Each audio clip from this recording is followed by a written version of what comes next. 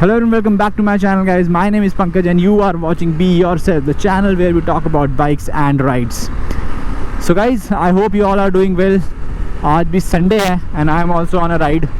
मतलब छोटी सी राइड है, बस अभी प्रैक्टिस करने के लिए आया था मैं थोड़ा बहुत. एंड मुंबई में बारिश हो गई है, काफ़ी अच्छा मौसम हो गया है, तो बाहर निकलना काफ़ी इजी हो गया है अब. सो गाइज, जैसे आपने पढ़ लिया होगा, आज का टॉपिक है why adventure bikes above 500cc doesn't make sense. मतलब आप उसको खरीदना doesn't make sense. Actually adventure bike, as you all know, आजकल काफ़ी फेमस हो गई हैं because it gives you a flavour of both off road and on road riding, and you will be using it for both the things, right.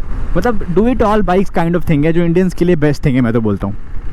But 500cc से जो above bikes है ना, उनके अंदर 4-5 मेजर फ्लॉज हैं जो मैं आज डिस्कस करना चाहता हूँ, जिसकी वजह से I don't think that make sense you have to buy that bike.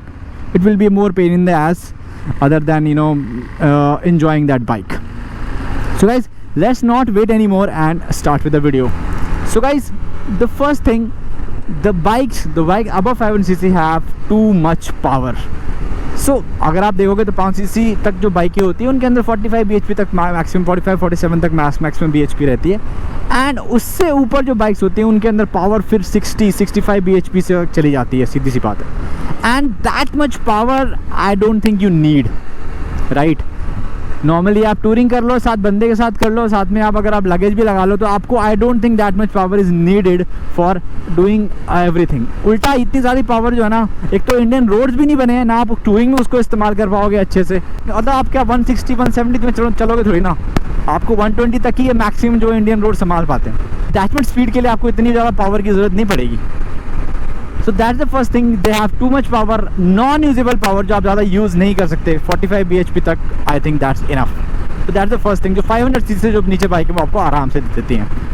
अब इसी ज़्यादा पावर की वजह से there is the second thing, जो माइलेज होता है. जब आप एडवेंचर बाइक ले रहे हो तो आपने टूरिंग करनी है, आप उसको एडवेंचर पे लेके जाओगे, ट्रेल्स पे लेके जाओगे, आप रिमोट प्लेसेस पे लेके जाओगे, तो आप इतना कुछ लॉन्ग टूरिंग वगैरह ये सब करोगे, तो अगर आपको बाइक जो है वो ज़्यादा माइलेज नहीं देगी, ठीक है, कम माइलेज देगी, then it doesn't make sense. Like मतलब सेंस तो क्या है, मतलब प्रेशर पड़ेगा माइलेज का भी, आपको खर्चा भी ज़्यादा बढ़ जाएगा. और जब आप ट्रेल्स पे जाते हो जहाँ पे आपको 1 या 2 या 3 थर्ड गियर पे भी चलना पड़ता है, then it will become more problematic, ठीक है. वहाँ पे तो माइलेज और कम हो जाती है, 12, 13, 15 तक की माइलेज हो पाएगी, एंड फिर तो it doesn't make sense for you guys, right. वो और खर्चा ले हो जाएगा. So that is second thing. जो माइलेज होती है इन बाइक की काफ़ी कम होती है, ठीक है, 20-25 तक दे देंगे ज़्यादा. 25 भी बहुत ज़्यादा बोल रहा हूँ. 500cc से अब बाइक इतना नहीं दे पाती नॉर्मली, मतलब ठीक है, पर फिर भी मैं बोल रहा हूँ 24 तक कुछ बाइक्स दे देती हैं. तो दैट्स द सेकंड थिंग कि 500cc से जो अबव बाइक्स होती हैं that doesn't make sense that much. उसके बाद गाइज द थर्ड थिंग है, these bikes are expensive and they are very expensive to maintain as well. अब जब आप एडवेंचर वगैरह में जा रहे हो तो ठीक है, आपको खुल के एडवेंचर करना है, तो इसका मतलब क्या है कि आप बाइक को, मतलब आप उसको चलाओगे अच्छे से. You will try to go on trails, नई थिंग्स ट्राई करोगे. ऑफ रोडिंग में आप उसको स्टैंडिंग पोजीशन या आप काफ़ी you will try to explore, you try to become better rider, और काफ़ी चीज़ें नई ट्राई करोगे. अब वो बाइक्स होती हैं, अगर कुछ टूट गया, कुछ मेंटेनेंस, अब और रिमोट एरिया में स्पेशली अगर कुछ टूट गया, तो कुछ सीरियस इंजरी बाइक में आ जाती है, तो आप कुछ नहीं कर पाओगे वहाँ पे. यू विल जस्ट स्टैंडर्ड, क्योंकि उन बाइक से जो पार्ट्स होते हैं, जो भी होता है, वो आपको हर जगह नहीं मिलेंगे, पहली बात है. फिर आपको उस बाइक को उठा के आपको लाना पड़ेगा उसको सिटी में, और जहाँ पे आपको उसके पार्ट्स अवेलेबल होंगे. सो एक चीज़ वो हो जाती है, और ऊपर से अगर आपको पार्ट्स मिलेंगे दो parts will be very expensive. तो सिर्फ बाइक लेना ही खर्चा नहीं होता, उन बाइक्स को मेंटेन करना भी is a separate expense all together. तो ये एक और चीज़ आपके सर पे पड़ जाती है. तो इस चक्कर में होगा क्या कि आप खुल के बाइक नहीं चलाओगे, आप कभी कभी उसको निकालोगे, माइलेज कम देगी एक तो, और ऊपर से आप उसको कभी कभी इसलिए निकालोगे कि और अगर आप ज़्यादा एडवेंचर भी नहीं करने की कोशिश करोगे, वहाँ भी आप थोड़ा केयरफुल रहने की कोशिश करोगे. कुछ टूट गया तो फिर इसका फेयरिंग अगर टूट गया, कुछ पार्ट्स टूट गए, तो फिर वो और एक्सपेंसिव हो जाते हैं. So you will be not that I would say open to use that bike to its full potential. और मेन चीज़ क्या है ना, इतनी ज़्यादा पावर होती है ना, तो हम इतने स्किल्ड भी नहीं होते Indians. There are very less skilled riders in India जो उतना ज़्यादा पावर को हैंडल भी कर पाएंगे.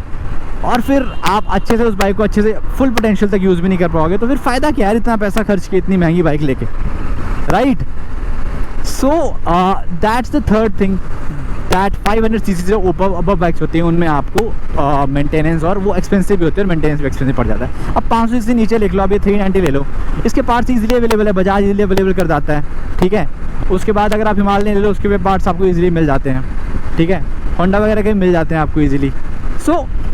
तो इसीलिए आपको 500cc नीचे वाली बाइक जो होती हैं आपको काफ़ी अच्छा सस्ते में मिलती हैं बाइक्स और मेंटेनेंस भी काफ़ी अच्छा होता है। तो that's the third thing guys. And guys the fourth thing which is one of the important thing, जो 500cc से अबव बाइक्स होती हैं adventure, they are heavy, they are above 200 mostly, ठीक है।